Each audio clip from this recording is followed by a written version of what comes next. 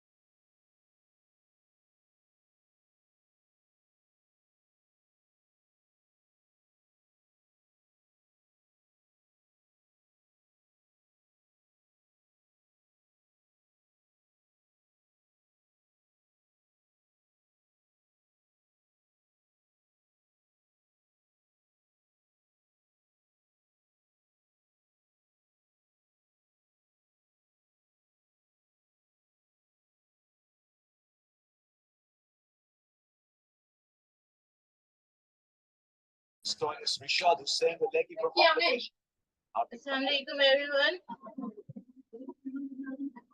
This is Hifza Waseem from NED Scholars, and we are here for a session of ISO 9001 compliance. Actually, ISO 9001 is a management philosophy which is nowadays frequently practicing in most of the industries in Pakistan. We have a wonderful session with a very knowledgeable guest, Sayyid Abdul Basit Shah. Sayyid Abdul Basit is also alumni of NED Scholars, and he is Assalamu alaikum, sir.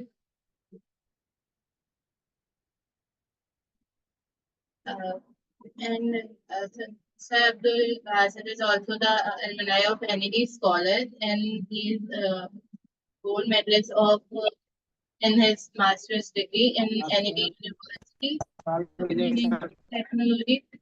Now I want to hand over it to Abdul Basit, sir.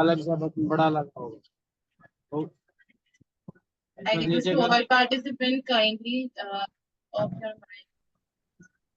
Kindly mute yourself, open your windows. आप बस ऊपर करते फिर ये main वाला है।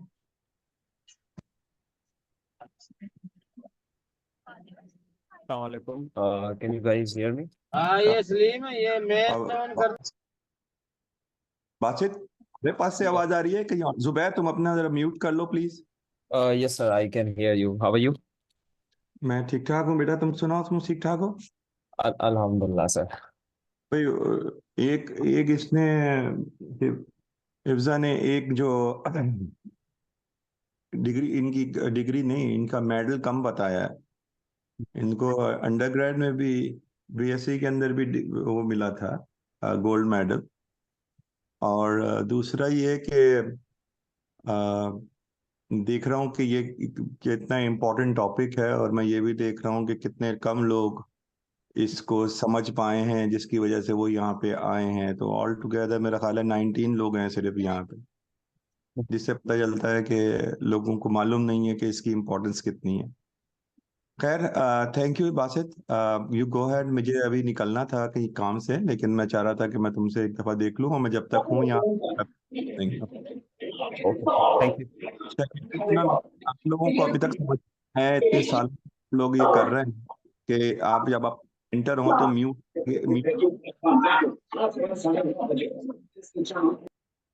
ये कौन बोल रहा है? जरा इसको ऑन करके देख लो तुम। चलें, ठीक है। Basit, please go head. Okay sir, thank you for giving me opportunity to introduce this standard. पहले तो मैं इसकी इम्पोर्टेंस बताना चाहूँगा कि ये बेसिकली कोर्स होता है जो डिफरेंट नोटिफाइड बॉडीज करवा रही होती है पाकिस्तान में, जैसे एसजीएस है, बहुत सारी और मजीद नोटिफाइड बॉडी, और this is a paid course. And आप मल्टीनेशनल कंपनीज को देखें, उनकी मल्टीनेशनल और डिफरेंट इंडस्ट्रीज को देखें, तो they have implemented in their system ISO 9001, and it actually associated with the quality management system. So let's begin with the definition of the quality. Uh, Before starting, if there is any sort of the question, you just raise your hand, and it would be good to have everyone mute during the presentation to avoid any disruption. Yeah. So quality is basically the degree of the excellence of something, and quality department जो होता है हमारे पास industry और company में, वो basically उसका काम ही ये होता है कि वो कस्टमर की रिक्वायरमेंट को देखे और उनको मीट करे, उनकी एक्सपेक्टेशंस को। And this department is classified under the two categories. One is the quality control and second is the quality assurance. And if I talk about the quality control, so उसमें क्या कर रहे होते हैं, हमारे पास प्रोडक्ट ओरिएंटेड हमारे पास focus हो रहा होता है। और क्वालिटी एश्योरेंस की मैं बात करूँ तो वहाँ पे प्रोसेस ओरिएंटेड चीज़ों को देख रहे होते हैं। It means if there is any defect that occur in their product, should be prevented in the processes. और क्वालिटी कंट्रोल में हम फिनिश प्रोडक्ट को देख रहे होते हैं। इसमें मेथड्स जो होते हैं क्वालिटी कंट्रोल में, उसमें टेस्टिंग आ जाती है, रिव्यू इंस्पेक्शंस आ जाती है फाइनल प्रोडक्ट की। और क्वालिटी अश्योरेंस में हमारे पास प्रोसेस स्टैंडर्ड्स आ जाते हैं, ऑडिट्स होते हैं हमारे पास प्रोसेस के। इस पे बेसिकली हम डिफेक्ट्स आइडेंटिफाई करेंगे और उसको करेक्ट करेंगे। इस पे प्रोएक्टिव अप्रोच यूज हो रही होती है, जिसमें हम प्रोसेसेस को करेक्ट कर रहे होते हैं। बंद कर दो, वहाँ कैमरा अच्छा ही नहीं लगा। किसने किया? किसी का अगर माइक खुला हुआ है तो वो बंद कर दे। अरे ऐसा गलत जवाब है। Hifsa, you can mute anyone. I am trying very best है। 2 मिनट के बाद किसी भी थर्ड पर्सन का जो है माइक ऑन हो जा रहा है। We are monitoring here. Okay, then is the Sorry total for the quality. interruption, but our best from our side. But after everything, Mohammed Salman kindly आप जो है ना म्यूट रखे अपना mic. Okay, then is the total quality management system. इसका भी ये basically एक अप्रोच है जो कि यूज की जाती है इम्प्रूव करने के लिए quality of product and services, ताकि हमारे पास कंटिन्यूस इम्प्रूवमेंट बनती रहे और हम कंटिन्यूसली फीडबैक लें कस्टमर से और उस फीडबैक के अकॉर्डिंग एक्शन प्लान बनाएं, और उसके अकॉर्डिंग हम अपने प्रोडक्ट को, अपनी सर्विसेज को, इंटेंजिबल हो जो भी हो वट हम इम्प्रूव करते जाएं। अच्छा, now is ISO 9001 2015, that is the quality management system, जो कि अश्योरेंस दे रहा होता है consistency of quality product.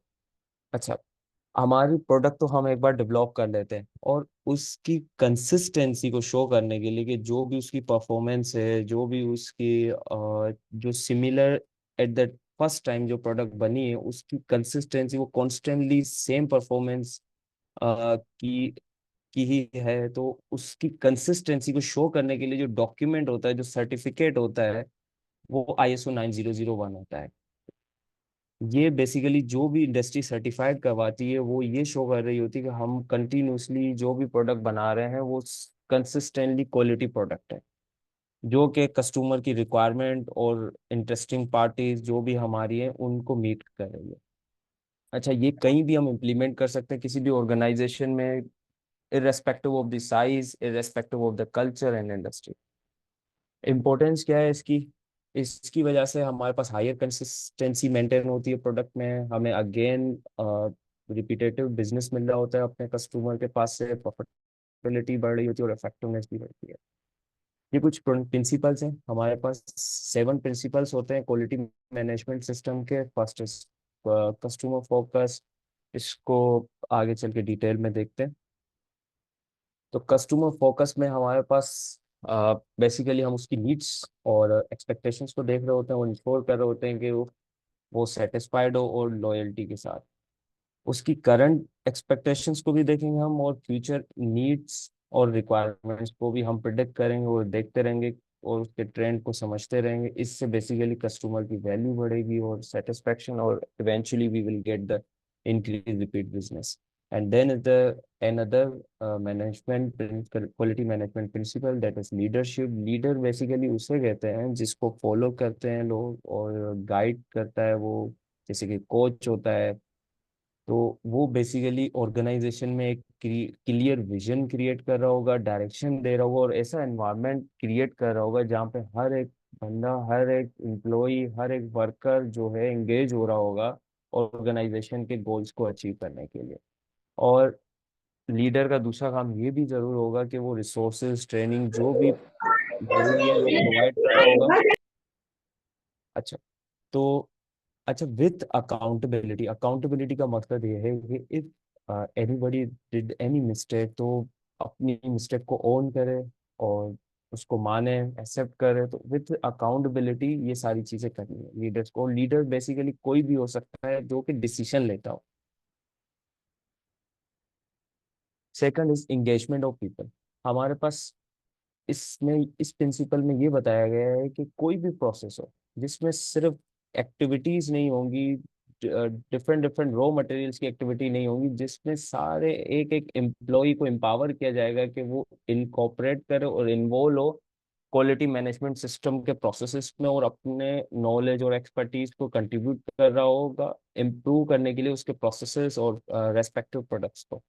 Then is the another management principle, process approach. यहाँ पे क्यूएमएस और आईएसओ 9001 ये इन्फोर्स कर रहा होता है कि हम प्रोसेसेस को देखें अफेक्टिवली ताकि हम कंसिस्टेंट और प्रेडिक्टेबल रिजल्ट्स को ले सकें। उसके लिए कुछ टूल्स होते हैं प्रोसेस मैपिंग के लिए, flow charts, value stream mapping, cause and effect and Pareto analysis. And then is the improvement principle, जिसमें हर एक इंडस्ट्री जो होती है वो हमेशा ऑलवेज वो इनहेंस कर रही होती है अपने परफॉर्मेंस को किसी न किसी तरीके से। और ये ऑन गोइंग प्रोसेस है, ये चलता रहेगा। जैसे कि ये साइकिल है, प्लान करते हैं, डू करते हैं, चेक करते हैं, एक्ट करते हैं। ये साइक्लिक प्रोसेस है, ये नहीं चलता रहेगा हमारे पास। और जापानीज जो है हमारे पास, इसको काइजन बेसिकली कहते हैं, जिसमें स्मॉल चेंजेस आप करते रहो, स्मॉल चेंजेस एक जगह इम्प्रूव इम्प्रूवमेंट को बेसिकली प्रोड्यूस करेंगे। And then is the quality management principles, evidence based making. अब यहाँ पे कोई भी आप डिसीजन ले रहे होगे तो 9001 ये कहता है कि आप डेटा एनालिसिस करोगे, फैक्ट्स और एविडेंस के बेसिस पे करोगे, ना कि फैक्ट या एनी अजम्पशन के बेसिस पे कर रहे होगे। तो इससे आपका कॉन्फिडेंस और मेकिंग डिसीजन जो होंगे वो कॉन्फिडेंटली आप ले सकोगे। उसके लिए फिर आपको क्वालिटी कुछ टूल्स भी होते हैं, उनको यूटिलाइज करें और उनको एनालाइज करें डेटा को। And then is the relationship management, जिसमें आप क्या करते हो, बिल्ड करते हो, मेंटेन करते हो अपने पॉजिटिव रिलेशनशिप्स जो स्टेक होल्डर्स होते हैं। स्टेक होल्डर्स आपके सप्लायर हो सकते हैं, आपके एम्प्लॉयज हो सकते हैं, आपके जो transporters, contractor, what ever is included in the process, और शिपिंग तक जो भी आपके प्रोडक्ट होते हैं उनके साथ रिलेशनशिप बनाए ताकि आपकी परफॉर्मेंस इनहेंस हो और वैल्यू क्रिएट हो। अच्छा, जितने भी हमने ये 7 प्रिंसिपल देखे, इनको अचीव करने के लिए कुछ क्लोजेस होते हैं। क्लोजेस का मतलब यहाँ पे यह है कि ये पैरामीटर्स हैं जो कि हेल्प कर रहे होते हैं, जिसकी बेसिस पे हम ये फुलफिल कर रहे होते हैं ये 7 प्रिंसिपल्स की रिक्वायरमेंट। अब ये स्टैंडर्ड हमारे पास, इसमें 10 के 10 हमारे पास क्लॉजेज है, और आप जितने भी आईएसओ के स्टैंडर्ड्स देखेंगे वहाँ पे 10 क्लॉजेज होंगे बेसिकली। इसमें स्कोप होगा, नॉर्मेटिव रेफरेंसेस होंगे, टर्म्स एंड डेफिनेशंस होंगी। अच्छा, ये जो 3 स्टैंडर्ड है इसमें बेसिकली डेफिनेशन, जो भी टर्मिनोलॉजीज यूज की गई है इस स्टैंडर्ड में, उसका स्कोप क्या है, ये सारी चीजें इसमें आती हैं, तो ये मैं ज्यादा डिफाइन नहीं करने वाला। अब फिर आते हैं four context of the organisation, leadership, planning, support, operation, performance, evaluation and improvement. ये 4, 5, 7 एंड 9 एंड 10, ये क्लॉजेस जितने भी आप आईएसओ के स्टैंडर्ड्स देखेंगे, एनर्जी मैनेजमेंट सिस्टम, इन्वायरमेंटल से रिलेटेड जो स्टैंडर्ड है, इसका जो मैं लास्ट में दिखाऊंगा आपको स्लाइड्स, वो सब के सब क्लोजेस सेम होंगे, उसके उसमें कोई भी चेंज नहीं होगा। सिर्फ जो चेंज आता है हमारे पास स्टैंडर्ड में, अगर डिफरेंट स्टैंडर्ड उठाएं तो ऑपरेशन में, ये बेसिकली पुराना जो इसका वर्जन था हमारे पास 9001 का 2000 में, फिर 2005 में आया, 2008 में आया, तो बेसिकली ये जो नया वर्जन है और नए न्यू सिस्टम में आईएसओ ने क्या किया है, सारे जितने भी अपना स्टैंडर्ड है इसके, उनको इंटीग्रेट कर दिया है। उसमें कोई भी, सारे जो क्लोजेज है उसमें चेंज नहीं है, सिर्फ ऑपरेशन वाले में होगा। और ये जो स्टैंडर्ड है हमारे पास बेसिकली पीडीसीए साइकिल पे काम कर रहा होता है। इसके जो क्लोजेज हैं वो डिस्ट्रीब्यूट किए गए हैं इस साइकिल की बेसिस पे। प्लेन में जैसे 4, 5, 6 क्लोज आ रहा है, डू में जो है 7, 8 आ रहा है, और चेक में 9 आ रहा है और 10 आ रहा है। तो let's start with the close number 4, जिसमें हमारे पास स्टैंडर्ड क्या कह रहा होता है कि आप आइडेंटिफाई करो सारे फैक्टर्स को जिसका आपका इम्पैक्ट हो आपके पर्पज ऑफ ऑर्गेनाइजेशन, वो स्ट्रेटेजिक डायरेक्शन है। स्ट्रेटेजिक डायरेक्शन का मकसद ये है कि आपकी जो भी ऑर्गेनाइजेशन के ऑब्जेक्टिव है उन पे उसका इम्पैक्ट हो, and impact either can be a positive और नेगेटिव। और उसको सस्टेनेबिलिटी मीन सस्टेन करने के लिए भी क्या उसका इम्पैक्ट होगा। जैसे एग्जांपल लेते हैं, हमारे सप्लायर हो गए, एम्प्लॉयज हो गए, अगर हमारा रॉ मटेरियल है वो डिले हो जाता है सप्लायर से, तो we can't execute the shipment on time. So supplier has the impact on our purpose of the organization as the eventually purpose or impact on our customers. सो ये standard basically close number 4 में हमें ये बोलता है कि issues and objective should be correlated. हमारे जो issues हैं, जो भी ऑर्गेनाइजेशन में इश्यूज हैं, जो भी फैक्टर्स हैं, उनकी बेसिस पे हम अपने ऑब्जेक्टिव्स केपीआईज को डेवलप करें। यहाँ पे हम इश्यूज को हाईलाइट कर रहे होते हैं। अब स्टैंडर्ड क्या कहता है अपने, the organization shall determine external and internal issues that are relevant to its purpose and its strategic direction and that affect its ability। हम डिटरमाइन करें इंटरनल इश्यूज को भी as well as external issues को भी। Internal issues जैसे मैंने कुछ examples दिए, यहाँ पे हमारे पास सेफ्टी इंसिडेंट्स हो सकते हैं, प्लांट टू प्लांट परफॉर्मेंस हो सकती है, risk of non conformance products हो सकती है, शिपमेंट डिले हो सकते हैं, variation in the parameters of the plant, product failure.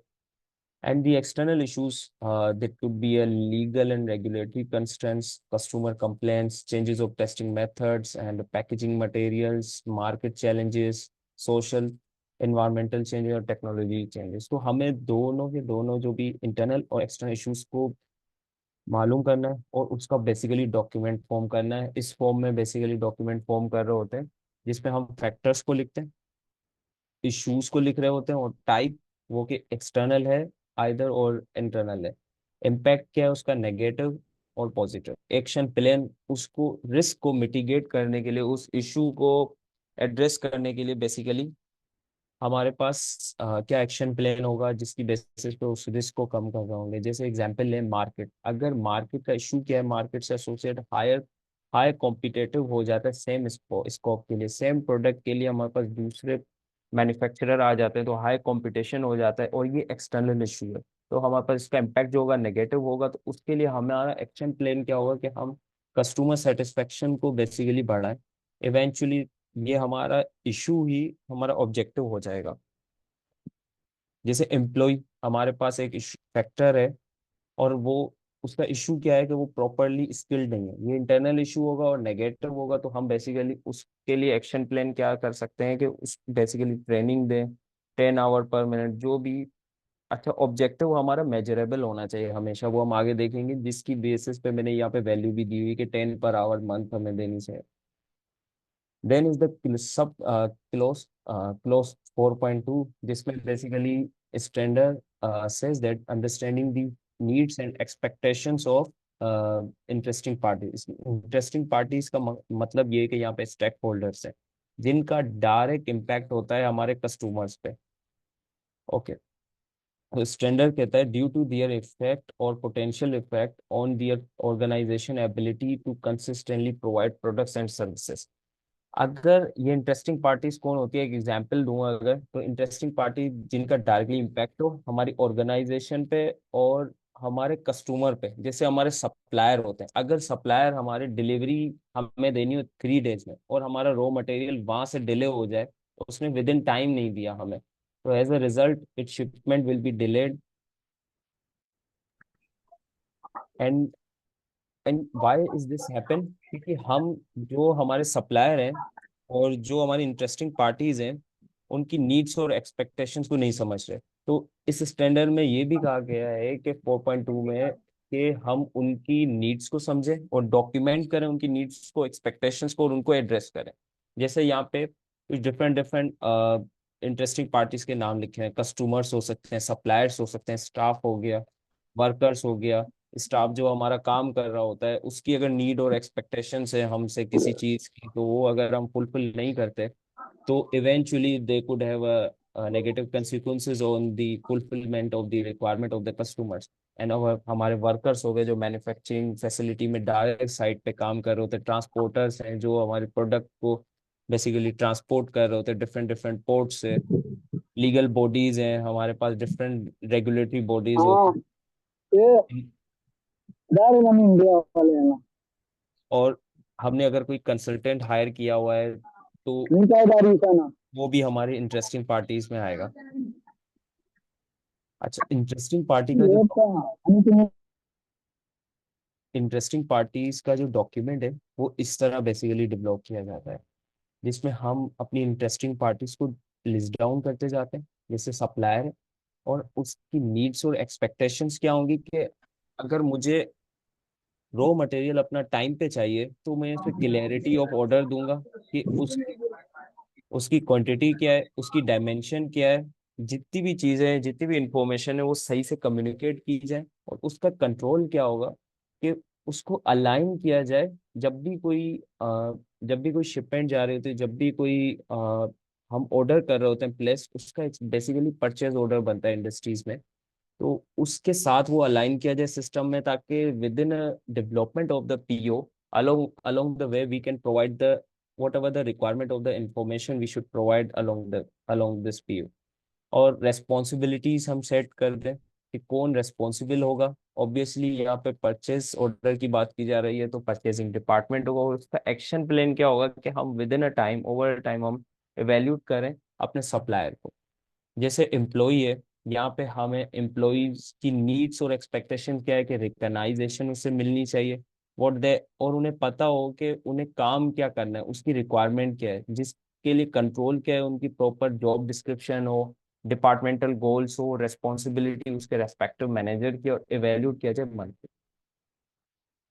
ये डिफरेंट डिफरेंट और सेम समाओ इसी का ही फॉर्मेट है। तो इस तरह हम डॉक्यूमेंटेड कर रहे होते हैं इंडस्ट्रीज में, उसकी इंटरेस्टिंग जितनी भी हमारे रेस्पेक्टिव पार्टीज होती हैं उसको इस तरह लिस्ट डाउन कर रहे होते हैं, उसकी नीड और एक्सपेक्टेशन, उसके एग्जिस्टिंग कंट्रोल्स और एवेल्यूशन मेथड, और रिव्यू भी कर रहे होते हैं उसकी अफेक्टिवनेस को। देन इज द क्लोज 4.3, उसमें बेसिकली है determine the scope of the quality management of system. इसमें ऑर्गेनाइजेशन को अपनी बाउंड्रीज को डिफाइन करना होता है। बाउंड्रीज बेसिकली हमारी फिजिकल बाउंड्रीज हो सकती हैं, जिसमें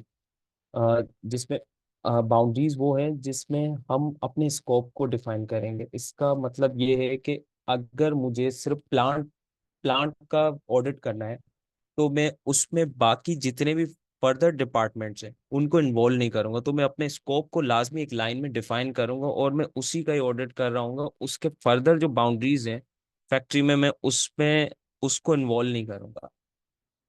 अच्छा, स्कोप में बेसिकली आपका प्रोडक्ट आ जाएगा। यहाँ क्यूएमएस की बात करें तो क्यूएमएस में आपका टाइप ऑफ प्रोडक्ट्स आ जाएंगी, जो भी सर्विसेज आप दे रहे हैं उसकी आ जाएंगी। जैसे एग्जांपल दिया हुआ है यहाँ पे मैंने, अगर आप एक ग्लव मैन्युफैक्चर कर रहे हो और आप सप्लायर हो उसके, ऑब्वियसली मैन्युफैक्चर कर रहे हो सप्लाई भी कर रहे हो, तो आपका सिंपल स्कोप ये हो जाएगा manufacturer and supplier of PP gloves. Then is the clause 4.4 quality management system and its processes. The इसमें स्टैंडर्ड ये कह रहा होता है कि ऑर्गेनाइजेशन क्या कर रही होगी, स्टेब्लिश कर रही होगी, इम्प्लीमेंट कर रही होगी और मेंटेन कर रही होगी और उसको कंटिन्यूली इम्प्रूव भी कर रही होगी क्वालिटी मैनेजमेंट सिस्टम को। स्टेब्लिश का मतलब ये है कि बस स्टार्ट करना। जैसे मैं अगर एक सिंपल एग्जांपल पे समझाऊं तो आर&डी जो रिसर्च डिपार्टमेंट होता है वो बेसिकली प्रोडक्ट को डेवलप करता है वंस टाइम, एंड उसकी प्रिपरेशन कर रहा होता है डॉक्यूमेंट की। फिर इम्प्लीमेंटेशन का मतलब ये है कि उसको ऑपरेशन में ले आना, उसको प्लांट बल्क रन में ले आना, फिर उसको अश्योरेंस करना कि उसकी कंसिस्टेंसी मेंटेन रहे, उसको कहते हैं मेंटेन। एंड उसको कंटिन्यूली इम्प्रूव करते जाएं, जिसके उसके एसोसिएटेड रिस्क हैं उसको मिटिगेट करते जाएं, उसके प्रिवेंटिव एक्शंस बनाते जाएं, इस तरह है। और क्लॉज 4.4 आपको बेसिकली ये कह रहा होता है कि आप अपने प्रोसेसेस को समझो और उसकी इंटरेक्शंस देखो कि डिफरेंट डिफरेंट प्रोसेसेस के साथ क्या है, उसका डॉक्यूमेंट बनाओ जो कि हम आगे देखेंगे। तो एक प्रोसेस के लिए basically process is actually whatever we are doing is actually the process, and within organisation there is the number of the processes. So I can say the organization is considered as a set of the processes. तो एक process को input चाहिए होता है और basically desirable हमारा output होता है, तो हमें उसका पता हो। ऑर्गेनाइजेशन को ये डिटरमाइन करना है कि उसका इनपुट क्या आउटपुट क्या, उसके सीक्वेंस और इंटरेक्शन को सोच समझे और जो उसकी रिसोर्सेज उसकी नीड है उसको समझे और उसकी रेस्पॉन्सिबिलिटीज क्या होंगी उस प्रोसेसेस के लिए उसको आइडेंटिफाई करे, and what are their associated risk and opportunity that could also be identified, and that is defined under the clause 6, and उसको इम्प्रूव करता रहे। अच्छा, ये डॉक्यूमेंट बनना होता है सीक्वेंस और इंटरेक्शन प्रोसेसेस के लिए, जिस जो कि रिक्वायरमेंट है क्लोज 4.4 की। अब इसमें जैसे डिफरेंट डिपार्टमेंट्स दिखाए गए, marketing, design, planning, purchase, store, production, HR, and list down here as well the department. इसमें बेसिकली ये दिखाया गया कि ये जो मार्केटिंग डिपार्टमेंट है इसका जो इसका जो इंटरेक्शन है वो किसके साथ है, डिजाइन के साथ भी है, प्लानिंग के साथ भी है, परचेज के साथ नहीं है, स्टोर के साथ नहीं। ये एक्स ये शो करता है कि this department is not have the interaction with this department, and why is showing this department marketing is has the interaction with this department planning. So this is how we develop the document for the sequence of interaction, and this is could be maintained and retained document. And हर एक जो processes with in department हो रहा होता है उसकी एक turtle diagram भी form की जाती है, जहाँ पे क्या देखा जाता है कि क्या उस प्रोसेस की रिसोर्स है, कौन करेगा, क्या रिसोर्सेज हैं, उसका इनपुट क्या होगा, उसका मेथड क्या होगा, उसके रिजल्ट्स क्या होंगे और उसका आउटपुट क्या होगा। जैसे यहाँ पे इंटरनल ऑडिट होता है हमारे पास, उसका दिखाए उसकी टर्टल डायग्राम दिखाई गई है कि ये ऑडिट प्रोग्राम बनेगा, उसकी एक डेट होगी और डिस्ट्रीब्यूट किया जाएगा ये नोटिफिकेशन, और प्रोसेस ऑडिट का क्राइटेरिया सेट किया जाएगा और कंडक्ट किया जाएगा, और उसकी नॉन कंफॉर्मिटी जितनी होगी वो बनाई जाएंगी और स्कोर डिफाइन किया जाएगा, और उसके इनपुट क्या होंगे कि इंटरनल ऑडिट प्लान होगा, स्केड्यूल होगा, ऑब्जर्वेशंस क्या होंगी, उसका मेथड क्या होगा, पर एज पर क्लोज जो भी रिक्वायरमेंट है उसको देखा जाएगा, और रेस्पॉन्सिबिलिटीज क्या होंगी किसकी होंगी, और रिसोर्सेज क्या होंगी, ट्रेंड इंटरनल ऑडिटर्स होंगे हमारे पास, और आउटपुट होगा कि ऑडिट स्कोर्स क्या आ रहा है हमारे पास, और कितनी नॉन कंफॉर्मिटी आई ड्यूरिंग ऑडिट, कितने मसले आए वो लिस्ट डाउन किए जाएंगे, और उसके रिजल्ट्स क्या हैं, फिर परसेंटेज में क्लोज कितने टाइम पे वो नॉन कंफॉर्मिटी हुई। This is how we develop the turtle diagram, and this is associated with the 4.4 clause, और वो हर एक प्रोसेस के लिए बनाई जाती है। Then is the clause 5, and this is associated with leadership and commitment. Leader basically वो होता है जो लीड कर रहा होता है, टीम को इंस्पायर कर रहा होता है अदर्स को। कमिटमेंट क्या होती है, आप प्लेज करो और प्रॉमिस करो किसी चीज को करने की, तो वो कमिटमेंट होती है। तो इसमें बोला गया है कि आप रेस्पॉन्सिबिलिटीज लो, अकाउंटेबिलिटी,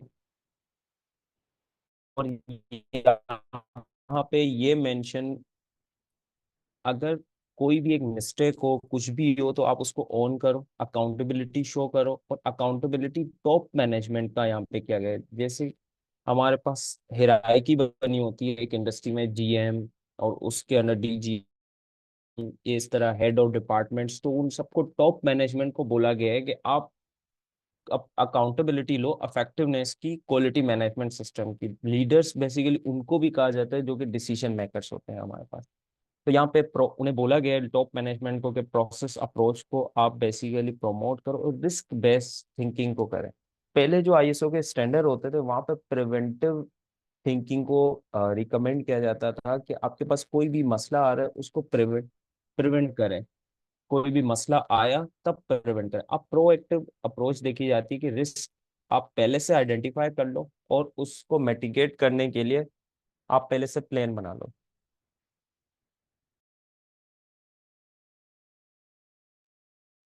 फिर आपके पास है अवेयरनेस कमिटमेंट, जिसमें आपके पास मैनेजमेंट रिव्यू बेसिकली हो रहा होता है किसी भी इंडस्ट्री में मंथली वाइज, 2 मंथ्स में, जिसमें बेसिकली परफॉर्मेंस देखी जाती है किसी भी इंडस्ट्री की। एंड देन इज रिस्क, जो कि आप किसी भी प्रोडक्ट को क्वालिटी इंप्रूव करने के लिए करते हो, but without customer instruction. It mean कि आप विदाउट कस्टमर की इंस्ट्रक्शन के अलावा आप अपने रिस्क को डिटरमाइन करोगे और उसको इम्प्रूव करते जाओगे। अच्छा, देन इज क्लोज 5.3।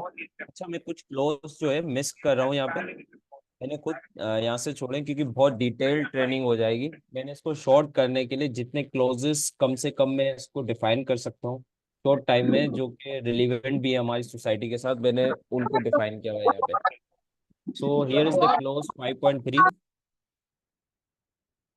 जिसमें ऑर्गेनाइजेशन के रोल और रेस्पॉन्सिबिलिटीज को डिफाइन किया गया है। अच्छा, इसमें हमारे पास 3 चीजें होती हैं। ऑर्गेनोग्राम में हमारे पास हिरार्कीज बेसिकली बनाई जाती है और ये डॉक्यूमेंट होता है जिसमें डिपार्टमेंटल वाइज अलग होता है और एक फैक्ट्री वाइज अलग होता है हमारे पास। जैसे सीईओ हो गया, उसके अंडर जो लोग हो गए, उसका इस तरह डॉक्यूमेंट होता है हमारे पास। और फिर कॉम्पिटेंसी होती है, कॉम्पिटेंसी मैट्रिक्स बनाया जाता है और जेडीज बनाई जाती है, जॉब डिस्क्रिप्शंस। तो वो इसी क्लोज का पार्ट होता है, क्लोज 5 का। तो जॉब डिस्क्रिप्शन में हमारे पास इस तरह डॉक्यूमेंट बनता है जहाँ पे उसका रोल जो है वो लिखा जाता है, उसकी डेजिनेशन है वो लिखी जाती है, और रेस्पॉन्सिबिलिटी और अथॉरिटी जो होगी वो मेंटेन की जाती है उसकी। और विद इन अ टाइम अगर कुछ चेंज आ रहा होता है तो हम इस डॉक्यूमेंट में मेंटेन कर रहे होते हैं। इस क्लोज के डिफरेंट डिफरेंट हमारे पास सब क्लोजेस है। क्लोज 5 के that I am not covering at this moment. And then is the planning clause, जो कि क्लोज 6 है। अब जो हमने क्लोज 4.1 और 4.2 में इश्यूज हाईलाइट किए इंटरेस्टिंग पार्टीज से एसोसिएटेड, और जो हमारे ऑब्जेक्टिव, जो ऑर्गेनाइजेशन के उनके इम्पैक्ट है, इंटरनल और एक्सटर्नल इश्यूज को हाईलाइट किया, तो वो हमारे पास इसकी बेसिस पे हम प्लान कर रहे होंगे हमारे अपने ऑब्जेक्टिव्स, और हम डिटरमाइन कर रहे होंगे रिस्क एंड अपॉर्चुनिटीज। और इनको एड्रेस करने के लिए स्टैंडर्ड में कहा गया है कि आप क्या करोगे जिसके डिजायरेबल इफेक्ट्स है। जैसे रिस्क है, उसका अनडिजायरेबल इफेक्ट होगा तो उसको हम रिड्यूस कर रहे होंगे, उसको कुछ ना कुछ करके हम उसके कंट्रोल लगा रहे होंगे और प्रिवेंट कर रहे होंगे और उसको रिड्यूस कर रहे होंगे। और opportunities that have the desirable effect, so eventually we should to enhance these effects, और हम इम्प्रूवमेंट अचीव कर रहे होंगे। And the sub close of the six close is the 6.1.2, जिसमें ऑर्गेनाइजेशन प्लान कर रही होगी कि किस तरह इन रिस्क और अपॉर्चुनिटीज को पे एक्शन लेना है, तो उनको किस तरह इंटीग्रेट करना है, किस तरह इम्प्लीमेंट करना है, और किस तरह एवेल्यूट करना है, और इफेक्टिवनेस उनकी बेसिकली मेजर करनी है। तो इस तरह का एक फॉर्मेट बनता है जिसमें हम इश्यूज को लिख रहे होते हैं और उसका रिस्क क्या है, और इम्पैक्ट क्या है उस रिस्क का, और एग्जिस्टिंग कंट्रोल क्या है उस एसोसिएटेड रिस्क के साथ, और उसका डिटेक्शन मेथड क्या है, और उसको मिटिगेट और प्रिवेंट कैसे करना है, उसको खत्म कैसे करना है, और वो रिस्क एक्सेप्टेबल है या नहीं है, और उसकी उस रिस्क के एसोसिएटेड अपॉर्चुनिटी क्या और रेस्पॉन्सिबिलिटीज क्या होंगी। ये बेसिकली डॉक्यूमेंट फॉर्म किया जाता है रिस्क एंड अपॉर्चुनिटीज के लिए। जैसे अगर कैलिब्रेशन की बात की जाए, जो कि हर एक इंस्ट्रूमेंट की जाती है ओवर अ टाइम, तो वो एक रिस्क है। उसके साथ रिस्क क्या है कि रॉन्ग इंस्पेक्शन हो गई तो टेस्ट रिजल्ट्स गलत आ सकते हैं अगर वो कैलिब्रेटेड नहीं है। और production and delivery of non conformity, obviously एक कैलिब्रेटेड हमारे पास इक्विपमेंट नहीं है, तो हमें वो non conformity means not acceptable product हमें वो मिल रही होगी। And then is existing control क्या है कि हम उस इंस्ट्रूमेंट को कैलिब्रेट करा दें ड्यू डेट के, उसकी कैलिब्रेशन खत्म होने से पहले, उसकी जो भी एक्सपायरी उससे पहले करवा लें। तो डिटेक्शन मेथड क्या है कि कैलिब्रेशन रिकॉर्ड बनाया जाए। एंड देन इस मिटिगेशन एक्शन क्या लिए जाते हैं उस पे कि कैलिब्रेशन प्लान हो हमारे पास, बेसिकली जो भी इक्विपमेंट है उस पे स्टिकर लगाया जाता है और उस पे डेट मेंशन होती है कि कब वो एक्सपायर होने जा रहा होता है, कि जो भी एसोसिएटेड पर्सन हो वो उसको देख सके कंटिन्यूसली, और ये एक्सेप्टेबल होता है। और इसमें अपॉर्चुनिटीज क्या है कि हमारे पास कंफर्मिटी ऑफ प्रोडक्ट आ रही होगी, और जो भी रेस्पॉन्सिबिलिटी होगी वो यहाँ पे हम मेंशन कर रहे हैं। Then is the clause 6.2, which is quality objective and planning to achieve them। तो हम इसमें क्या कर रहे होते हैं, अपने क्लोज 6.2 हमें डिफाइन करता है कि हम किस तरह अपने ऑब्जेक्टिव्स को बनाएंगे और उनको प्लान करेंगे। तो हम अपनी केपीआईज को डेवलप करेंगे, की परफॉर्मेंस और इंडिकेटर्स एंड इट्स मॉनिटरिंग। और ऑब्जेक्टिव इसमें बोला गया है कि स्मार्ट हो, smart means specific, measurable and achievable, और relevant and time time bound हो। And then is its sub clause 6.2.2, जिसमें ये बोला गया है कि how to plan plan to achieve its quality objectives, जिसमें हमारे पास organisation shall determine what will be done, what resources, क्या रिसोर्सेस यूज की जाएंगी, कौन रेस्पॉन्सिबल होगा, और कब कंप्लीट करना है और कैसे कंप्लीट करना है। अच्छा, इसका डॉक्यूमेंट जो इस फॉर्मेट में बेसिकली बनाया जाता है, ये एक एग्जांपल है। It could be in a different form as well, as you can see it is quarterly divided, quarterly distributed, but it could be a yearly based as well. So in this in in this format we have the departments and its associated objectives, और उसके जो KPIs है वो basically numeric और measurable values में होंगे। जैसे कि सेल्स की बात की जाए तो sales basically customer satisfaction index को देख रही होगी, और उसका ऑब्जेक्टिव ये है कि 90% हो। और फिर ये क्वार्टरली उस प्रोग्रेस को बेसिकली चेक करने के लिए यहाँ पे। तो इस तरह जैसे प्लानिंग को देखें तो प्लानिंग डिपार्टमेंट का काम होता है कि वो टाइमली चीज़ों को डिलीवर करे, तो उसका भी एक इंडेक्स मालूम किया जाता है। तो यहाँ पे केपीआई टारगेट में उनका 95% है। It could be different for the respective department. So this is how we developed our objectives in a documented form, and this is how we measure our progress. And before going forward to the clause 7, that is support, यहाँ पे हम continuous improvement और continual improvement को देखेंगे, उसका difference देखेंगे। Continuous improvement जो है वो कॉन्स्टेंटली हमारे पास डेवलपमेंट की जाती है, जैसे यहाँ पे ग्राफिकल फॉर्म में भी दिखाया जाए, विदाउट एनी डिस्ट्रप्शन। यहाँ पे हम कहीं भी डिस्टर्ब नहीं हो रहे होते, स्टीपर स्लोप के साथ बेसिकली इसमें हमारे पास डेवलपमेंट की जाती है। बट अगर हम इंडस्ट्री की बात करें तो there is no any projects that could work in a such a way जिसमें कंटिन्यूस इम्प्रूवमेंट डायरेक्ट इस तरह हो रही हो विदाउट एनी डिस्ट्रप्शन।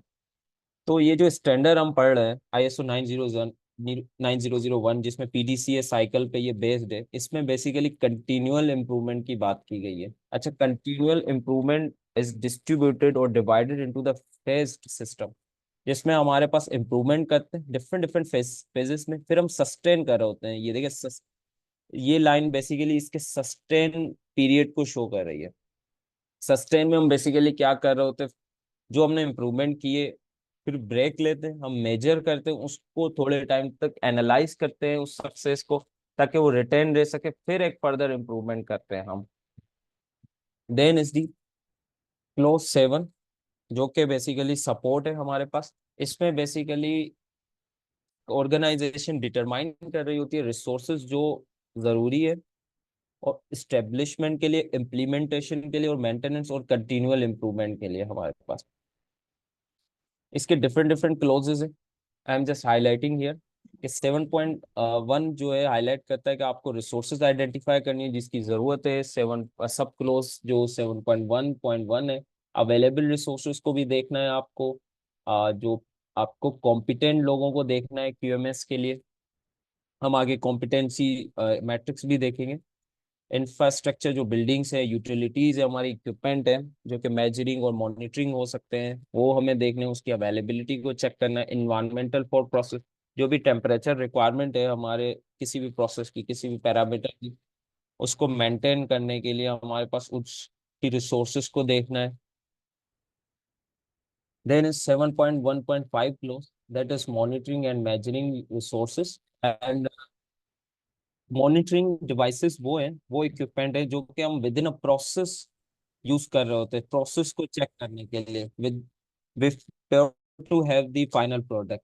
सो जैसे कि हमारे पास थर्मोकपल्स होते हैं to check the temperature, to assure either the process is within the limit और वो सही चल रहा है या नहीं, तो हमारे पास जो उसके लिए हमारे पास मॉनिटरिंग इक्विपमेंट होते हैं हमारे पास। And then is the measuring equipment that could used as a for the final product to measure the final attributes or numeric values और variables। जैसे कि वर्नियर कैलिपर है, हम किसी भी प्रोडक्ट जो बना रहे हैं उसकी लेंथ, उसकी डायमीटर को मेजर करने के लिए, डायमीटर को ऑब्वियसली मेजर करने, ओडी मेजर करने के लिए हम जो यूज कर रहे होते हैं। तो this is the difference between the monitoring and measuring devices, and this standard says that these both devices should be available within the facility। अच्छा, उन डिवाइसेस की कैलिब्रेशन होनी चाहिए और कैलिब्रेशन एक अगेंस्ट स्टैंडर्ड होनी चाहिए। कैलिब्रेशन एक बड़ा टॉपिक है जिसमें हम मास्टर कैलिब्रेट को यूज कर रहे होते हैं, कैलिब्रेशन को यूज कर रहे होते हैं एक इक्विपमेंट को कैलिब्रेट करने के लिए। डिफरेंट डिफरेंट नोटिफाइड बॉडीज है जो उसको कैलिब्रेट कर रही होती है। और इंडस्ट्री में हमारे पास एक फ्रीक्वेंसी डेवलप्ड हो हर एक इक्विपमेंट की कि ये ईयरली होंगी या मंथली होंगी, तो this is the depend on the severity of the equipment. This is the competency matrix. The clause 7.2 is associated with competence, जिसमें हम effective work देख रहे होते हैं। Obviously हमें कॉम्पिटेंस, इफेक्टिव वर्क के लिए हमें कॉम्पिटेंस चाहिए होते हैं। कॉम्पिटेंस में एजुकेशन, एक्सपीरियंस और स्किल्स आ जाती है। तो हमें कोई भी पीएमएस या क्वालिटी मैनेजमेंट सिस्टम को डेवलप करने के लिए हमें कॉम्पिटेंस बंदे की है जरूरत होती है। तो ये स्टैंडर्ड उसकी भी रिक्वायरमेंट को डिफाइन कर रहा होता है। कॉम्पिटेंसी मैट्रिक्स कैसे बनाया जाता है, जिसमें नेम आ जाएगा, उसकी डेजिग्नेशन आ जाएगी, उसकी एजुकेशन आ जाएगा, बैकग्राउंड जो भी उसका experience and skills. Then is the 8.1 operational planning and control. मैंने शुरू में बताया था कि हमारे पास 10 क्लोजेज हैं और सबसे बड़ा जो क्लोज है हमारे पास 8, जो प्लानिंग और ऑपरेशन का ये हमारे पास क्लोज होता है। I am not covering this clause and whole sub clauses of this operation clauses, but इसमें क्या कर रहे होते हैं, हम इम्प्लीमेंट कर रहे होते हैं जो हमने प्लान किया है, और हमें जो भी कंट्रोल करने हैं प्रोसेसेस, यहाँ पे हम बेसिकली इस्टेब्लिश कर रहे होते हैं क्राइटेरिया को भी कि किस बेसिस पे हम अपने प्रोसेसेस और प्रोडक्ट को एक्सेप्ट कर रहे होंगे, उसकी सर्विसेज को एक्सेप्ट कर रहे होंगे। हमारे पास डिफरेंट डिफरेंट हमारे पास डॉक्यूमेंट उसके लिए फॉर्म हो रहे होंगे। फिर हमारे पास है क्लोज 9 परफॉर्मेंस इवेल्यूशन, जिसमें हम डेटा को एनालाइज करते हैं, एवेल्यूट करते हैं, ऑडिट करते हैं। हम मैन्युफैक्चरिंग प्रोसेस का ऑडिट कर रहे होते हैं, प्रोडक्ट ऑडिट कर रहे होते हैं, सप्लायर ऑडिट कर रहे होते हैं। इसमें मॉनिटरिंग और मेजरिंग कर रहे हो, मेजरमेंट ले रहे होते हैं basically. And then is finally the improvement that organisation shall determine और सिलेक्ट अपॉर्चुनिटीज फॉर इम्प्रूवमेंट, और अपने कस्टमर की सेटिस्फेक्शन को इनहेंस करते रहना है हमेशा। और प्रोडक्ट और सर्विसेज जो भी है उनके फ्यूचर नीड्स को भी और एक्सपेक्टेशंस को एड्रेस करना है, और उनके लिए करेक्टिंग, प्रिवेंटिंग और रिड्यूसिंग द अनडिजायर्ड इफेक्ट्स, और परफॉर्मेंस, उसकी इफेक्टिवनेस जो क्यूएमएस की है उसको इम्प्रूव करते रहना है। This is how this standard is distributed. I haven't covered the whole standard, and I just given you the overview of this standard because ये बहुत लंबा स्टैंडर्ड है. मैंने ये ऑपरेशन वाला स्टैंडर्ड कवर नहीं किया है. अगर हम आईएसओ के डिफरेंट डिफरेंट स्टैंडर्ड्स देखें, उसमें आपको 4, जिस इसका क्लोज होता है हमारे पास, और 5 होता है, और 7 और 9 और 10 ये सब में सेम होता है ऑपरेशन, और 6 जो प्लानिंग पार्ट होता है वो चेंज हो जाता है ये सबके लिए. जैसे ये यहाँ पे मैंने डिफरेंट स्टैंडर्ड्स हाईलाइट किए हुए हैं. आईएसओ 9001 बेसिकली जो हमने देखा कि क्वालिटी मैनेजमेंट सिस्टम के लिए. इसी तरह 14001 2015 जो है इन्वायरमेंटल मैनेजमेंट सिस्टम के लिए, and 45001 health safety management system के लिए, 5001 हमारे पास एनर्जी मैनेजमेंट सिस्टम के लिए, एंड लास्ट है 27001 इंफॉर्मेशन जो कि आईटी के साथ, आईटी से एसोसिएटेड है. ये जो एमएनसीज हमारे पास होती है, मल्टीनेशनल कंपनीज होती है, ये बेसिकली सर्टिफाइड होती है. उन्होंने अपने सिस्टम्स ये सारे के सारे स्टैंडर्ड इम्प्लीमेंट करवाए और इंटीग्रेटली इम्प्लीमेंट किए होते हैं. अच्छा, the last part of the presentation, I have just outlined some of the activities for the NAD scholars. Before going towards the activities, if there is any question, you can ask.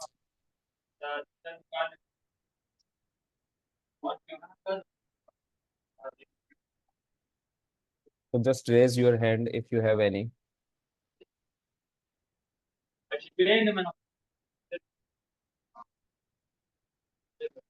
So then I used to can. Is that from?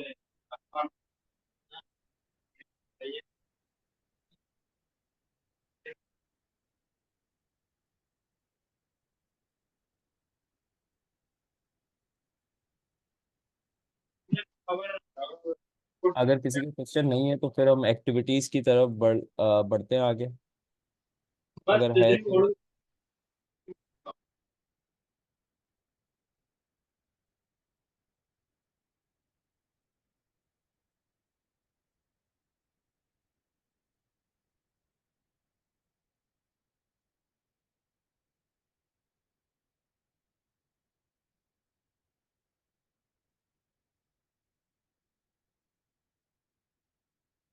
हिप्सा हम direct activities पे बढ़ जाए. If they Sir, मेरा एक question था and the question is that कि ISO 9000 is related to quality management.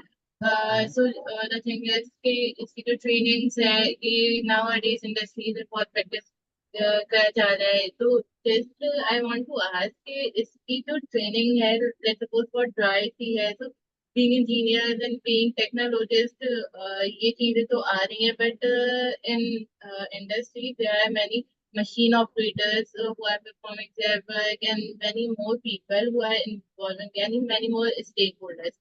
So how we literate them so that कि हम non-conformity की तरफ ना जाए. अच्छा, इस नॉन कंफर्मिटी की जो आप बात कर रही हैं, देखिए हमारे पास प्रोडक्ट रिलेटेड बेसिकली हो रही होती है. अब हमारे पास क्वालिटी डिपार्टमेंट जो होता है, जो कि मैंने स्टार्टिंग में आपको बताया कि हमारे पास क्वालिटी कंट्रोल मैनेजमेंट सिस्टम भी होता है. हमारे पास बेसिकली क्वालिटी कंट्रोल जो है वो देख रहा होता है कि प्रोडक्ट जब बन जाए तो हमारे पास किस तरह, क्या उसमें डिफेक्ट्स, को बेसिकली चेक कर रहा होता है.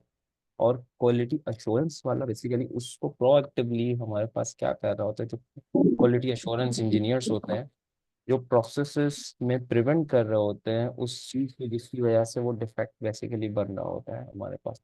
तो इस स्टैंडर्ड बेसिकली ये इस तरह ही एसोसिएट कर रहा होता है कि ऑपरेशन वाले क्लोज में, and then is also with clause 4, कि जितने भी आपके इम्पैक्ट हैं, जितने भी आपके फैक्टर्स हैं, इंटरनल इश्यूज हैं, या जो भी इश्यूज आ रहे हैं, आप उनको हाईलाइट करें, आइडेंटिफाई करें, और उनको आइडेंटिफाई करके फिर क्लोज 6 बेसिकली क्या कह रहा होता है, जो कि हमने यहाँ देखा, अगर मैं यहाँ आपको ब्रॉड पिक्चर दिखा दूँ, कि यहाँ पे हमारे पास प्लानिंग में हम बेसिकली उन्हीं इश्यूज को मिटिगेट या एड्रेस करने के लिए हम यहाँ पे प्लान कर रहे होते हैं, और उस प्लान्स को फिर इम्प्लीमेंट करने के लिए ऑपरेशन सिस्टम होता है हमारे पास, ऑपरेशन में लाने, ऑपरेशन में बेसिकली उसको इम्प्लीमेंट कर रहे होते हैं, उनके बीच में जो है सपोर्ट आ गया कि जो भी हमें उनके लिए रिक्वायरमेंट चाहिए, जो भी चीज़ें चाहिए, तो हम यहाँ पे तो this is how we are basically taking proactive approach to reduce the non-conformity in the products. Okay.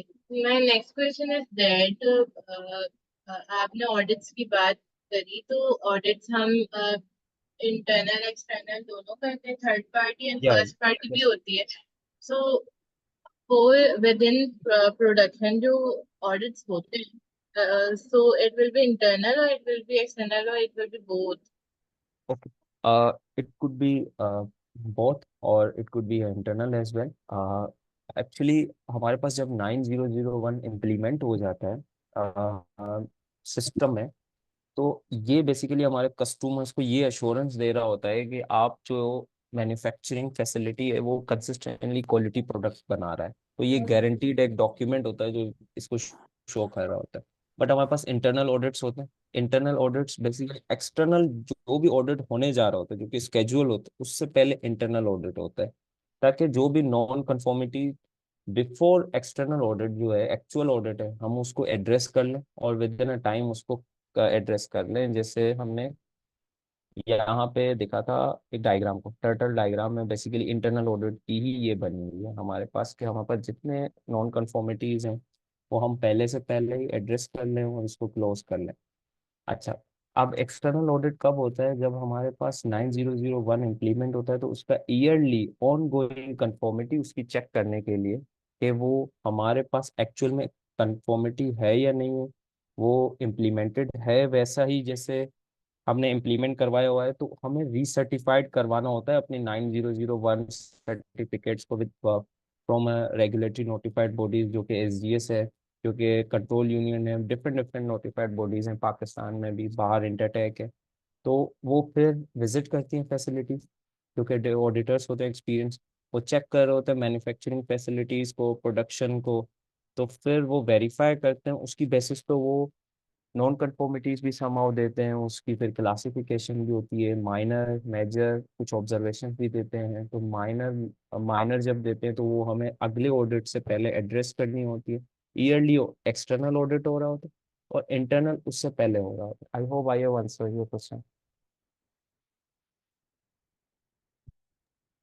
One more question from my side is that कि जो थर्ड पार्टी ऑडिट्स कंडक्ट करवाने वाली ऑर्गेनाइजेशन है, as we get to know कि 9001 is a very generic and it is applied on all types of industries, whether it is chemical producing, oil producing, Yeah.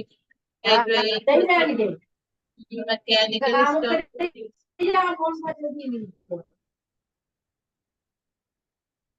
What's your question? I haven't get. यहाँ पूरे line ये That is none of the examination. There is actually the disrupting between your question. Yeah. Now you can ask. So-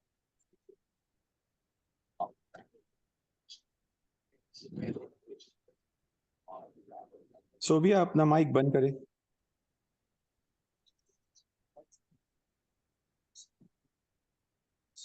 Sobia अपने आप को mute करें।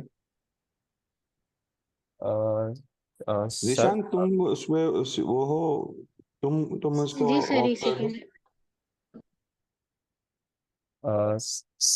Sir Sohail, what I think, if we developed these format on the online Google Sheet for our organization, we can highlight the factors, issues, associated type and impact, and there are then other documentation we could done for our organizations as well. And it could be done via Google online sheet, जिस पे हर कोई मैं online format develop कर लूंगा, जो कि अपने feedback जो भी उससे लगता है कि हमारी सोसाइटी में एक्सटर्नल इश्यूज ये हैं, उसका इम्पैक्ट ये है, वो डेवलप कर वो वहाँ पे अपने फीडबैक दे सकता है। फिर हम उस कंसोलिडेटेड फीडबैक को, ओवरव्यू को रिव्यू कर सकते हैं और उसको एड्रेस कर सकते हैं। Um, हाँ, ये basically, अच्छा आइडिया है।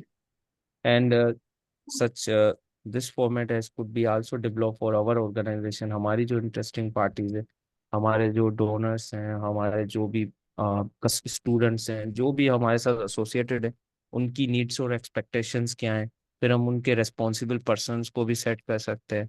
फिर एक्शन प्लान भी उस पे हम डेवलप कर सकते हैं। ये सब के सब हमारे पास अगर गूगल शीट पे हमें ये फीडबैक दें, तो हम ये डॉक्यूमेंटेशन करने के बाद हम इस जो भी इसके साथ एसोसिएटेड एक्शन प्लान है उनको एड्रेस कर सकते हैं। ये बहुत अच्छा आइडिया है बासित। ये हो सकता है। प्रॉब्लम्स रिव्यू होती है बासित कि हमारे पास ऑर्गेनाइजेशन के अंदर काम करने वाले लोग बहुत कम हैं, और क्योंकि सारा का सारा काम वॉलेंटियर बेस पे होता है, और कोई हमारे पास सैलरी एम्प्लॉय तो है नहीं, तो उससे और प्रॉब्लम होता है। फिर हमने ये भी देखा है कि लेटली जो स्टूडेंट्स हैं हमारे, यानी स्कॉलर्स जो हैं हमारे, उनकी अपनी पार्टिसिपेशन बहुत ही कम है। तुम देख लो, यहाँ पे हमारे पास ऑल टुगेदर कोई 100+ हैं इस वक्त स्कॉलर्स, और इस वाली गैदरिंग में जो तुमको माइनस करके 38 या 39 लोग हैं। तो 50% भी नहीं है हमारे पास इस वक्त उसकी कैपेसिटी के अंदर। लेकिन आई लाइक द आइडिया, अगर तुम इसके ऊपर वक्त तुम्हारे पास अगर पता नहीं है या नहीं है, सर अगर मैं तुम फॉर्मेट इसके डेवलप ऊपर कर थोड़ा लूँगा। बहुत काम करो, तो हम्म। मैं तुमको एक इंडस्ट्रियल इंजीनियरिंग का कोई स्कॉलर्स अटैच कर दूंगा तुम्हारे साथ। तो वो इसलिए कि हालांकि ये जो तुम पढ़ा रहे हो, ये बता रहे हो, अ, इसके तो ये तो स्टार्ट है छोटा सा। जी सर, बिल्कुल स्टार्ट है और बहुत छोटा सा ओवरव्यू है ये। इसकी बिल्कुल अगर पूरी बिल्कुल। ट्रेनिंग दी जाए तो we should have at least 2 weeks, जो कि एसजीएस नोटिफाइड बॉडीज जो है इसकी ट्रेनिंग करवाती है, तो वो भी 2 वीक एटलीस्ट ले रही होती है, जो कि बासित, लीड जब ऑडिटर। आप थे यहाँ पे, आप पढ़ रहे थे, तो उस जमाने में हमने सिक्स सिग्मा का कोर्स करवाया था आप लोगों को, जी, सर्टिफिकेशन का। यस यस सर, ये मैं आगे हाईलाइट करने वाला था कि ये भी एक डिमांडिंग स्किल है इस टाइम इंडस्ट्री की भी, जो भी हर एक डिपार्टमेंट डिमांड कर रहा होता है। और अगर आउट ऑफ बॉक्स अगर स्टूडेंट सोचें, तो ये अभी हमारी भी ज़रूरत होती है इंडस्ट्री में कि उनके पास ये स्किल सेट हो। और आपने ये उस टाइम ट्रेनिंग बड़ी अरेंज करवाई थी, जो कि मेरे ख्याल से 1 हफ्ते से ज़्यादा हमने उसको चलाया था। हाँ, काफ़ी। बेसिकली एक हफ्ते की होती है कोई अराउंड। टोटल आवर्स जो होते हैं येलो बेल्ट के लिए, येलो बेल्ट के इस वक्त टोटल आवर हैं 20, और ग्रीन के लिए हैं 48 से 60 के दरमियान। फिर ब्लैक बेल्ट उसकी अलग होती है।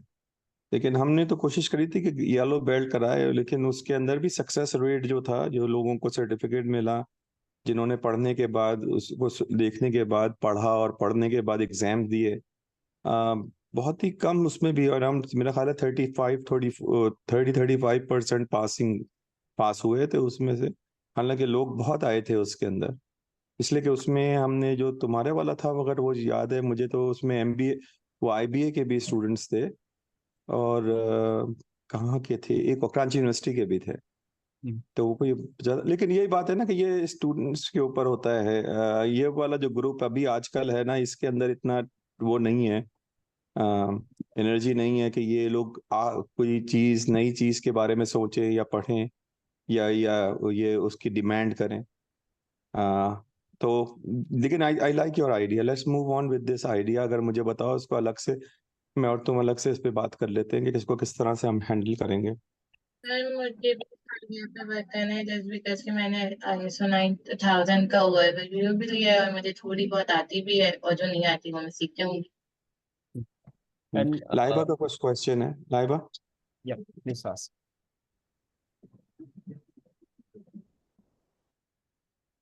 और जैसे कि सर डॉक्टर सोहेल हमेशा ग्रुप में पूछ रहे होते हैं कि क्या किसी के पास ये स्किल सेट है, तो we can develop the competency matrix for our organisation. We are everyone will feed their education or experience. However, the students have no any designation or experience, but they have the education, or as well as the along the web, they have the skill set as well. So they could mention in the Google Sheet where we have the consolidated data, and we sir and anybody can go through them and filter out who the student has such skill. जब भी किसी को काम होगा तो वो directly contact कर सकेगा इजीली. तो ये भी बहुत अच्छा हो जाएगा कि we should have some sort of the document. हाँ सही कहा तुमने, ये भी बहुत अच्छी चीज है, क्योंकि सर को जबरदस्त। फिर डायरेक्टली पूछना नहीं पड़ेगा और हम जस्ट फिल्टर आउट कर, और अगर कोई काम आता है तो वो हमारी लर्निंग के लिए होता है. आल तो हम उस टाइम सोच रहे होते हैं कि it's could be a burden, हम हमारी क्विजेस चल रहे हैं. I have gone through this in a same way and maintain to have the gold medallist in the masters as well as, and मैं मास्टर्स कर रहा था अपनी जॉब के साथ, जिसमें होपफुली बहुत मुश्किल होता है ये सारी चीजें करना. तो आप चीजें लेंगे तो आपके लिए लर्निंग के लिए ये. तो this is how you grow. Laiba, आपका कुछ क्वेश्चन है पूछे.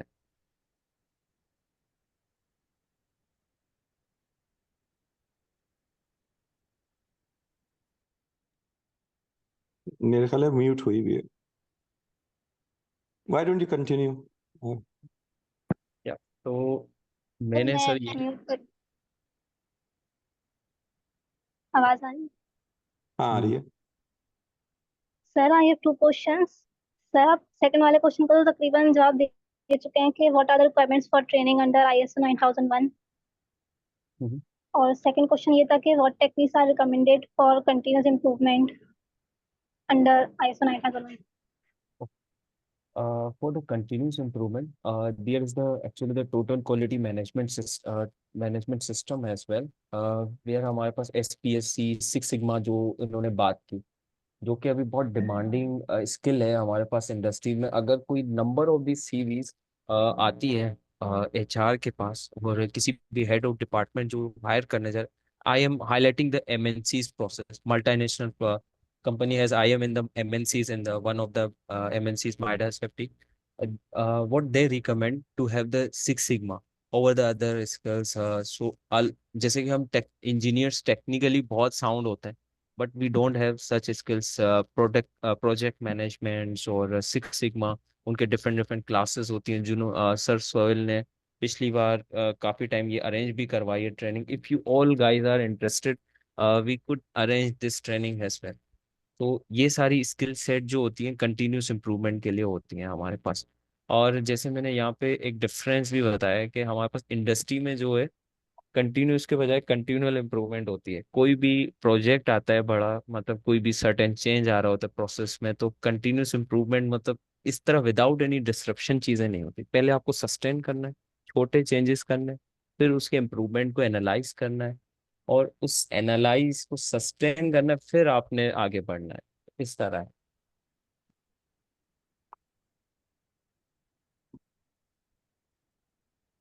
एंड आई वुड रिकमेंड कि इट इज़ हाईली रिकमेंड कि आप इन ट्रेनिंग्स को अटेंड करें. सिक्स सिग्मा, ये सारी चीज़ें, ये बहुत बहुत ज़्यादा डिमांडिंग स्किल्स हैं एट दिस मोमेंट. एंड 9001 आपको एटलीस्ट ओवरव्यू पता हो जाए. जैसे कि मैंने यहाँ पे I have highlight number of these standards. You should have the some of the details or know about ये क्या चीज़ें हैं, know how आपको होनी चाहिए इन सारी चीज़ों की. ये इसमें एक बात जो बासित बता रहे हैं ना कि ये जो हाईलाइट हुए हुए हैं यहाँ पे 5, ये जो स्टैंडर्ड्स हैं, जिस तरह जी. हर किस्म चीज़ों का स्टैंडर्ड होता है, चाहे वो क्वालिटी का हो, चाहे वो मटेरियल्स का हो. और जैसे हमारे पास मटेरियल की टेस्टिंग का ASTM है बहुत मशहूर.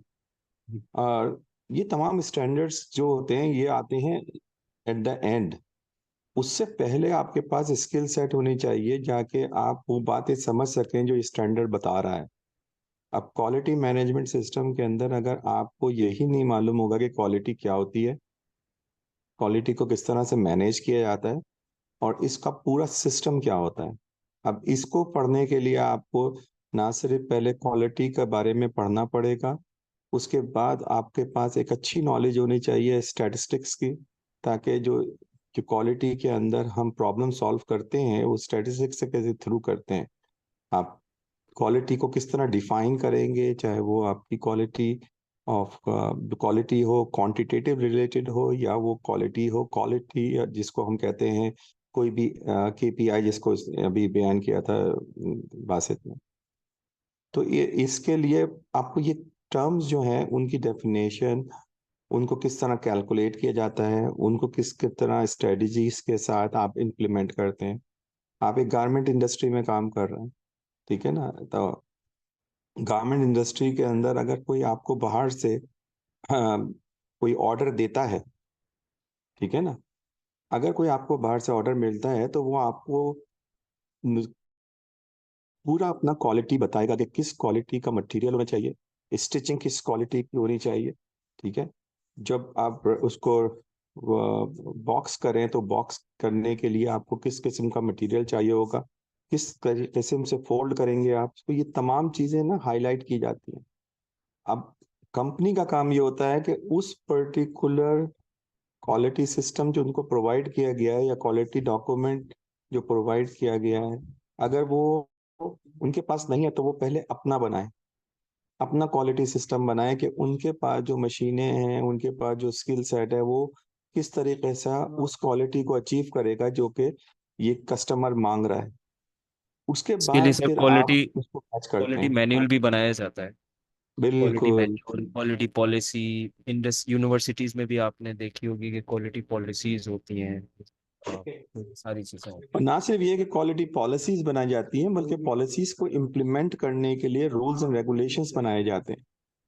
तो ये पॉलिसी बना ली आपने, अब पॉलिसी तो बन गई है, लेकिन पॉलिसी को किस तरह से इम्प्लीमेंट किया जाएगा, ठीक है। इम्प्लीमेंटेशन के ऊपर जो खर्चा आएगा वो कौन देगा, ठीक है, किस डिपार्टमेंट से पैसा निकलेगा, क्या क्या आपका जो बॉस है वो रेडी है उस पैसों को खर्च करने के लिए, ठीक है ना।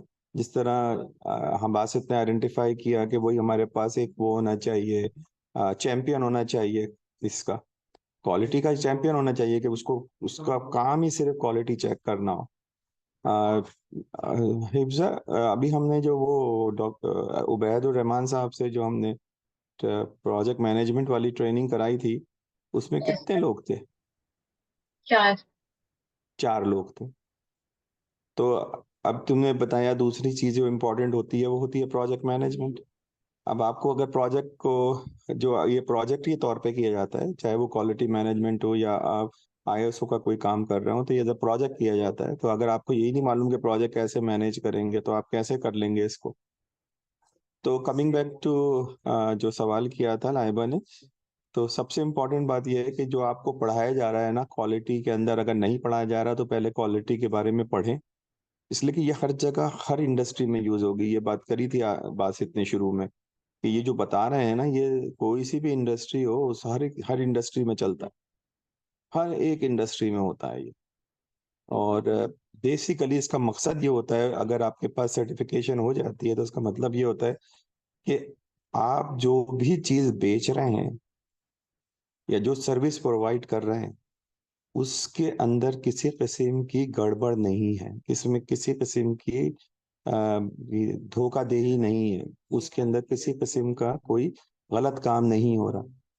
आप ये नहीं कर रहे कि लैम्प की जगह आपने गधे का गोश्त खिला दिया, ठीक है, मुर्गी की जगह आपने वो जो मेंढक होता है उसका गोश्त खिला दिया, ये नहीं हो सकता, ठीक है ना। तो ये हर जगह ही है। अ, हमारा मेरा ख्याल है ये जो अभी अब ये जो इन्होंने अभी स्लाइड रखी है, वो है बासित, आप इसके बारे में कुछ बताएंगे?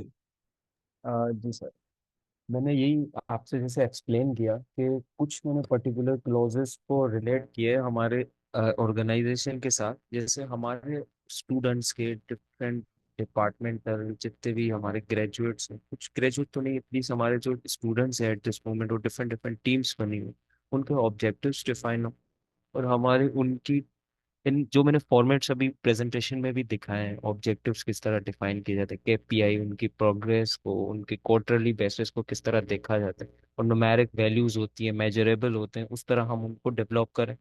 ये बहुत इजी है कि हम उसको मैन्युअली एक ही बंदा देखे, तो उससे बेहतर ये है कि हम उससे गूगल शीट पे लेके जाएं, और गूगल शीट का लिंक होगा, हर किसी को एक्सेस दे दें, जो एक टाइम सेट कर दें, टाइम फ्रेम के 1 हफ्ते में ये अपना फीडबैक देते हैं हर कोई। और उसके अलावा रिस्क एंड अपॉर्चुनिटी उसका ये है कि हमारे जैसे इश्यूज आ रहे हैं, जैसे कि आपने बताया कि अटेंडेंस शॉर्ट है, तो यही स्टूडेंट्स क्या सोचते हैं कि ये क्यों हो रहा है और क्यों नहीं वो ज्वाइन कर पा रहे, क्या हमारी टाइम की फेजिबिलिटी सही नहीं है, या हम कोई ऐसे टाइम पे ये ट्रेनिंग्स रखते हैं जिसकी वजह से वो अटेंड नहीं कर पाते। तो जो भी डिफरेंट डिफरेंट हमारे पास फीडबैक आएंगे and we can have the overview कि वो क्या सोचते हैं और उसको एड्रेस क्या करना है। तो and then again the competency matrix के हमारे पास, जैसे आप पूछ रहे होते हैं, मैंने भी सम टाइम अपने थीसिस के टाइम पे मुझे किसी पॉलीमर इंजीनियर की ज़रूरत थी, सम टाइम किसी और की ज़रूरत थी, तो मैंने भी ग्रुप पे मैसेज किया and I haven't got the reply from their side. And मुझे पता ही नहीं था कि किसको मैं इंडिविजुअली मैं उसको कांटेक्ट करूं। तो we should have the competency matrix for everyone, और हमारे पास एक लिस्ट हो, वहाँ पे number of name of student हो, कि उसका डिपार्टमेंट हो, उसकी क्या स्किल सेट है, वो हमारी किस में हेल्प कर सकता है, तो हम we can easily filter out और हम जा सकते हैं उसमें और देख सकते हैं कि ये बंदा है, ये पर्टिकुलरली हमारी इस चीज़ में हेल्प कर सकता है, मैं डायरेक्टली कॉन्टेक्ट दें। और and then is the job descriptions of the team. जैसे इंडस्ट्री में जेडीज पूरी फुल बनाई जाती है, या हमारे पास एक शीट बना सकते हैं हम, के जहाँ पे हमारे पास डिफरेंट डिफरेंट टीम है, उनकी क्या डिस्क्रिप्शंस हैं, जो भी उन टीम्स को लीड कर रहा है वो बना सकता है इसमें। और then is the organisation at least chart we should have, कि हमारे पास कौन कौन है ऑर्गेनाइजेशन में। एटलीस्ट आई आई थिंक बहुत लोगों को पाकिस्तान टीम का हमारे सही से पता नहीं है, जो भी बाहर बाहर लोग हैं उनका सही से पता नहीं है, तो we should have the name, उन्होंने क्या किया, उनकी चीज़ों का पता होना चाहिए। तो this is what I have outlined and associated this with our organisation according to this standard.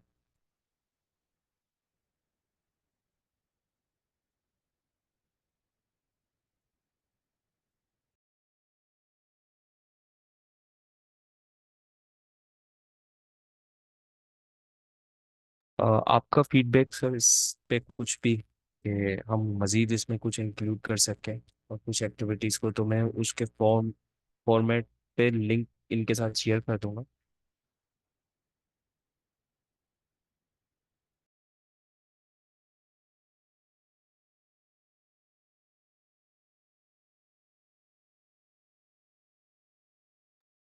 Sir I think doctor Sohail have Yes sir, doctors are here. Leave कर चुके हैं, आई गेस वो बिजी होंगे या something like that, internet issue. हम अपनी activity की तरफ बढ़ते हैं और फिर से कंक्लूड करते हैं।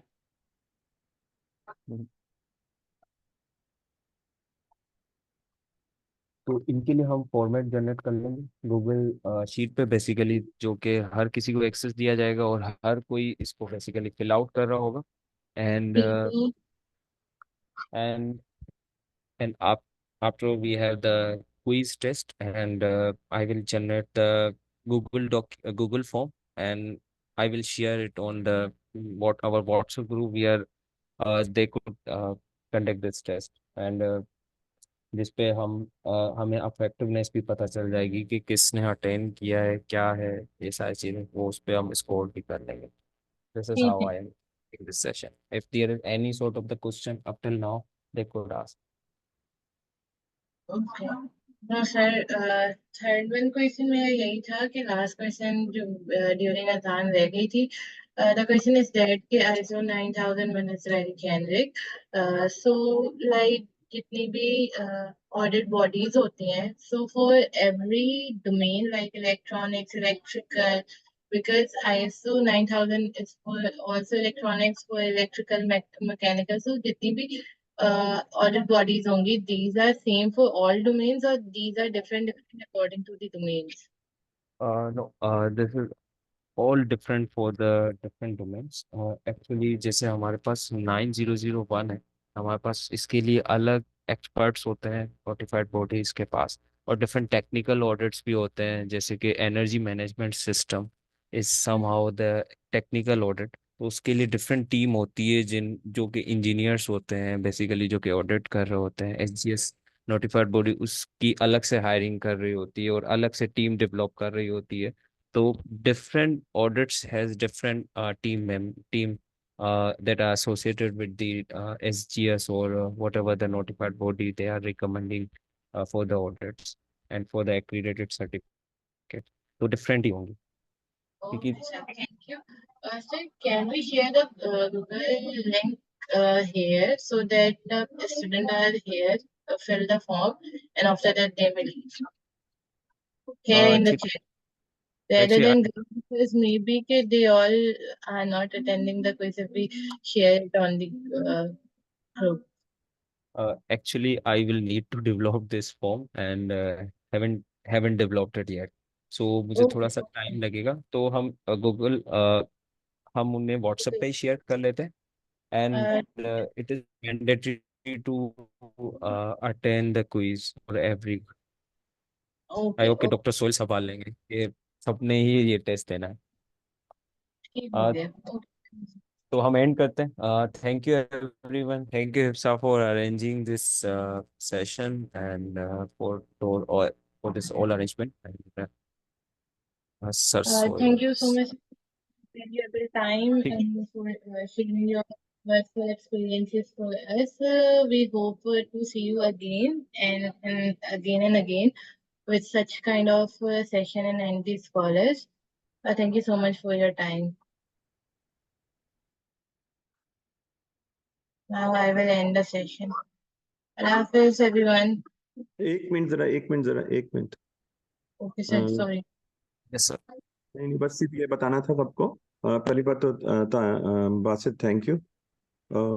ये ने जबरदस्त किया है, और अगर तुम ये वाले फॉर्म्स क्रिएट कर लो और मुझसे बात कर लेते हैं, फिर हम इसको देख लेते हैं कि किस तरह से हम इसको इससे डेटा एक्सट्रैक्ट करेंगे। आई थिंक मुझे ज़्यादातर इनपुट जो है अपने, इसलिए कि हमने अच्छा खासा हमने कमिटमेंट कर ली है अपने डोनर्स से, और अगर हम वो फुलफिल नहीं कर पा रहे उनकी रिक्वायरमेंट्स, तो वी बेटर स्टॉप दिस।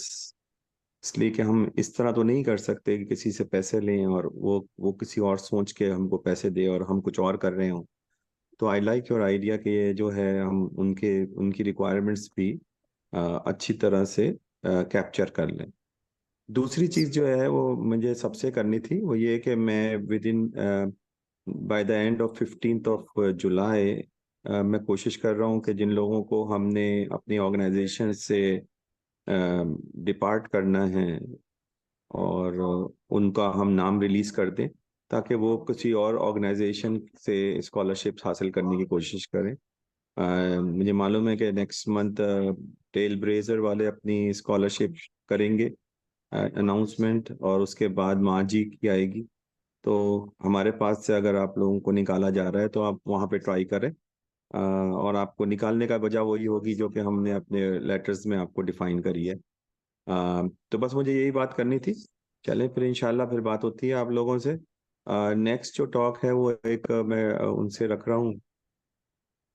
कुछ लोग हैं जो कि ज़्यादातर लोग आप में से सब बाहर जाना चाह रहे हैं आजकल, तो मैं एक ऐसे एनईडियंस ग्रुप को बुलाना चाह रहा हूँ, एनईडी स्कॉलर्स के, जो कि पाकिस्तान में रह के ही पिछले 5 साल के अंदर उन्होंने ग्रेजुएशन करी है, और वो पाकिस्तान में रह कर ही माशाल्लाह अपनी करियर बना रहे हैं, और उसके साथ साथ वो ये दिखा रहे हैं कि किस तरीके से आप एक ऐसे माशरे में जहाँ पे हर जगह अ, गलत चीज़ें हो रही हैं, आप किस तरह अपने आप को उन गलत चीज़ों से बचा के अ, एक हक हलाल की कमाई कर सकते हैं, ऐसी जो उससे आप अपने घर का गुजारा कर सकें विदाउट लीविंग द कंट्री।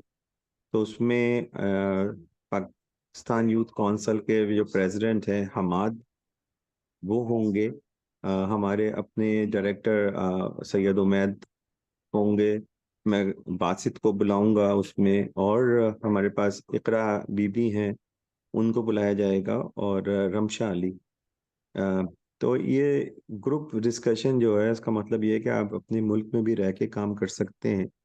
बात यह है कि आपका काम करने का तरीका कार क्या है। जो कुछ अभी बासित ने बताया, ये एक दिन में नहीं होता, इसकी बहुत मेहनत करनी पड़ती है, और इन्होंने वो मेहनत करी है यहाँ पे रह के।